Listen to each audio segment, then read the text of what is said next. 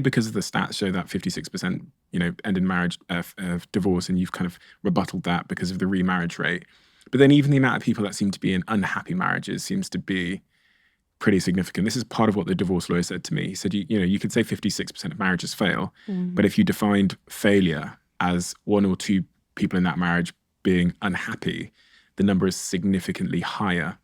And I know a lot of people, again, it's anecdotal, so it's not worth much, but a lot of people that are married, who I would define as being really just kind of, the divorce part is so uncomfortable and painful that they've just decided to stay together, which is not always in the interest of the kids, because if that home becomes toxic in any regard, the trauma is passed down sufficiently to the kids. Yeah, okay. I take all of that. Yeah. But I do think that, one, the divorce rate is to some extent a product of a divorce culture, right? Where it's very permissible, in fact, very normal for people to, a really, really tricky bit for people to get through is the first year after a first child is born, because everyone's tired, everyone's stressed, there are money pressures, et cetera, et cetera. No sex. There are lots of reasons why that's a difficult time. And it's quite common for people to, whether or not they're married, but for people to break up during that period and then to regret it, because actually it's a temporary period of your life.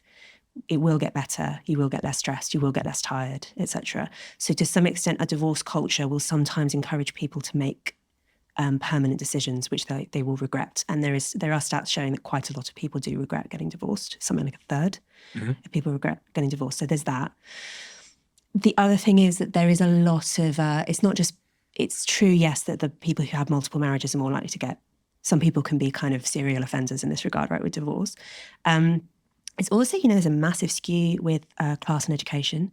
So only about 10% of graduates who get married will get divorced. Interesting. Yeah.